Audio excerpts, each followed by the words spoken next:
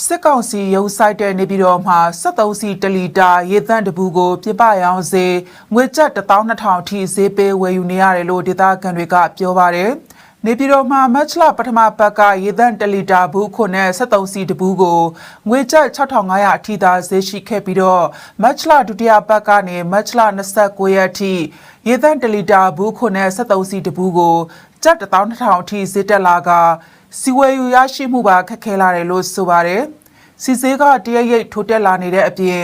ဝယ်လို့မရတဲ့အခြေအနေဖြစ်နေပြီလို့နေပြည်တော်တက်ကုန်းကဒေသခံကပြောပါတယ်။73စီဝယ်ယူရရှိတာခက်ခဲလာတဲ့အတွက်စပါးစိုက်ပျိုးရေးလုပ်ငန်း၊ရေရင်လုပ်ငန်း၊ဆိုင်ကယ်ကယ်ရီလုပ်ငန်း၊မော်တော်ယာဉ်လုပ်ငန်း၊စိုက်ကယ်နဲ့ဈေးလှည့်ရောင်းတဲ့ဈေးတွေပါခက်ခဲဖြစ်လာတယ်လို့ဆိုပါတယ်။စစ်ကောင်စီရဲ့73စီတင်သွေးတူလောင်ဖြန့်ဖြူးခြင်းလုပ်ငန်းကြီးကြပ်ရေးကော်မတီက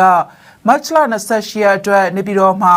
73စီရောင်းချရမယ့်သတ်မှတ်ရည်ညွှန်းဈေးနှုန်းဟာ92တလီတာကို4500ကျော်နဲ့95တလီတာကို9000ကျော်ဖြစ်သတ်မှတ်ထားပါတယ်ရှင်။